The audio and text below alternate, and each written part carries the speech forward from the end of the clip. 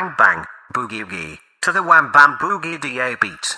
Did you notice that I changed the lyrics? Yeah, fuck you copyright trolls. Copyright's moppyright, am I right? Anyways, like, subscribe, comment, support the works. A while back I saw The Green Knight, a 2021 version of the Arthurian legend where a Green Knight challenges a young squire to a game where he literally will lose his head. This movie, made in 1984, brings us the Green Knight played by none other than Sean Connery in a green getup with some gold paint on his face. Sergon is played by Miles O'Keefe with a very unfortunate He-Man hairdo you wouldn't wish on anyone. The story in broad strokes is similar to the 2021 version, but there's little to no surrealistic and dark imagery. It follows a different path and has a different conclusion, and though I cannot attest about the true story since I have not read it, I must say that this version didn't grab me as much as the 2021 version. In fact, it was a little boring and old-fashioned, but what can you expect from a fantasy movie from the 80s? Sword of the Valiant is a movie that doesn't fit anymore in the modern era. It looks fake. The writing and the plot aren't all that interesting, and it's dated. There's not enough Connery in it either. Overall a disappointment, but one I can get over. Check that. The 80s were known for its gritty crime movies and dirty cities where filth seeps out of every crack, smoke coming out of sewer grates, gnarly hookers on every corner, dope and deals in the shadows. Angel brings us a cute, 16-year-old girl. Don't worry, she's a 25-year-old in reality, who walks the street with her transsexual friend and his lesbian roommate at night, and dodges horny nerds and jocks over day when she goes to school to get her education. Unfortunately for her and her friends, there's a serial killer on the loose, played by none other than John Dial, who is killing her friends. Helped by a cop, they set out to find and deal with the killer. Angel is one of those movies you would have seen in your VHS rental store, with an interesting cover and premise. You'd have taken it home and been surprised by what you just saw. Angel is a well-made and interesting movie with enough character progression packed in a small movie about a serial killer and a girl on the dole. The cast is pleasant, from the main actress, the no-nonsense strands, the quirky lesbian, the endearing cop, simply everyone, no matter what or who they are, you know. Real representation and none of that forced bullshit they use these days. Angel is the first in a trilogy of movies, and I'm looking forward to the other two because the first one was definitely a treat. Smash that. An 80s movie with a title named Body Slam, with none other than Dirk Templeton face man Beck Benedict, made me think of hard body bikini babes and some slick smooth talking ladies man doing its thing. Kind of like Leisure Suit Larry but with actual swag. Alas, only in the first scene where the A-Team and Magnum P.I. are perfectly merged do we see one semi-hard body, and we quickly get disappointed by the goofy way Benedict's character reacts. It only gets worse from here as we get more zany antics and humor that doesn't land at all, mainly because it is delivered badly. Benedict plays a failed record label manager who accidentally decides to become the manager of a low-ranking wrestler played by Rowdy Roddy Piper. The only highlight of the movie was the amazing appearance by Dana Roberts, who brightened up the screen every second she was on there. Benedict as always was charming as well, but the jokes seem to have been written by Jimmy Fallon writers. Body Slam was a severe disappointment, and watching this I can understand why Benedict's career never took off. Not because of his acting chops or screen presence, but due to the material he was given to work with. Drop that. A Spanish TV crew decides to follow a fireman crew at night. All is quite boring until they are sent to a building for a disturbance and end up with a demon-possessed zombie outbreak. Wreck is one of these shaky cam movies wrapped in a reality show theme with a lot of people yelling at each other and acting frantically. The cameraman tries his best to make what happens appear realistically, but in the corner of the shaking movement you can see the actors act the violent actions they are supposed to do. Wreck is chaotic, loud and obnoxious, and didn't scare me at all. The storyline of demonic zombies is interesting, but the way it's made, shaky cam and yelling, just makes this a chore to watch. The violence and blood and most things that happen, if not shrouded in blur, are covered in darkness. You don't know who is yelling at who because you don't see who is yelling, but also because people are yelling over each other. If you're the type of person who likes to yell and violently shake your head left and right for an hour with other people, then this is definitely for you. If you're normal, then please skip this. Drop that. Rec 2 starts off immediately after Rec 1, where we have our reporter girl crawling on the floor yelling. We then cut to another group of people who attempt to flee the by now demon zombie infested building. What follows is more shaky cams and a little bit less yelling than the previous one, but still enough strife that you would get annoyed pretty quickly. Sure, demonic zombies are a dangerous thing, but if you can't compose yourself for your own survival, then at least you can use your brain, right? Alas, no brains are to be found here, which is the irony of most zombie movies, come to think of it. I don't really have much to say about Rec 2 besides the fact that the lore gets a little bit more deeper than the first one and that it's a little bit more satanic than zombie, but still not enough for me to think this is a good horror film. Maybe the third and fourth installment will be better. We'll see, and I'll get back to you on those. Drop that.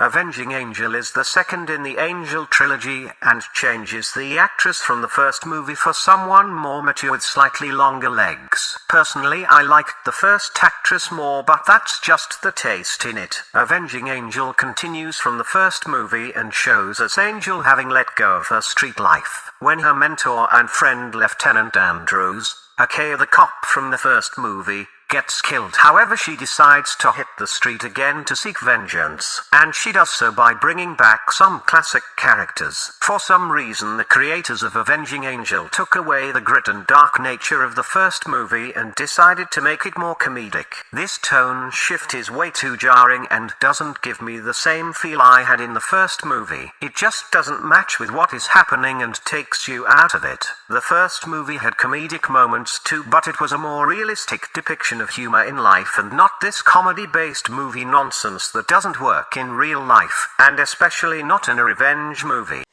Drop that.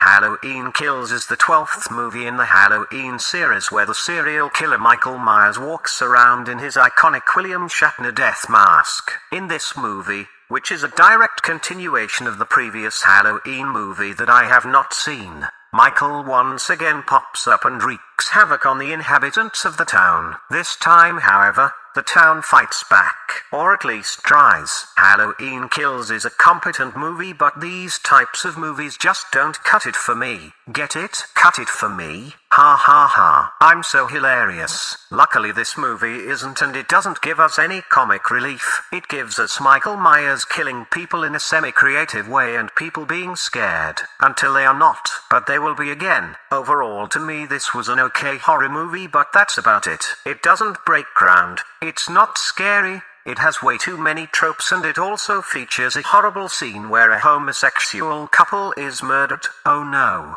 The horror. The inclusion. People are upset. The horror. Yes, two fun homosexual characters are killed. And that's it. Welcome to the club. You have a right to die by the hand of Michael Myers like everyone else. The movie is pretty much like this review. It does what you expect it to do. Check that.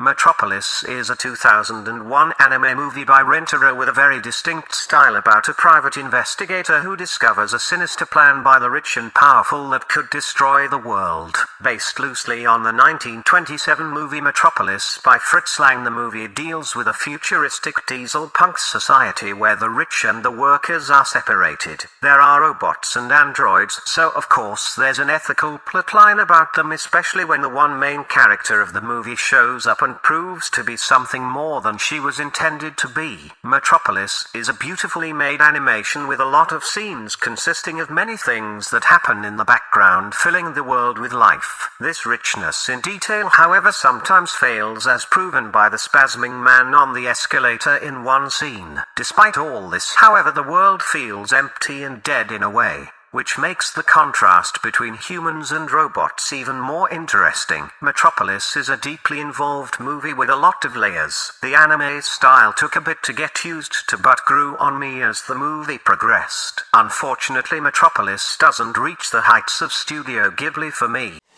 Check that. The third installment in the Angel trilogy brings us yet another and slightly older Angel as she is studying law in Los Angeles. Due to circumstances, she meets the mother who abandoned her as a kid, who promptly gets killed after informing Angel that she has a half-sister who is in the clutches of an organization who deals in human trafficking. Angel and a slightly different group of eclectic companions ventured to save her sister from the claws of evil men. Angel 3 is a much less comedic iteration, which immediately elevates this about the second movie for me. There is of course the queer joke here and but it's less annoying than in the sequel. It also brings back a bit of the grit which makes this movie feel as if it's played in New York, yet it completely plays out in Los Angeles, which, to me, was a bit jarring. Avenging Angel was an enjoyable movie and a good send-off to the Angel trilogy, making you forget the second one even existed. You can't beat the first one though. Check that.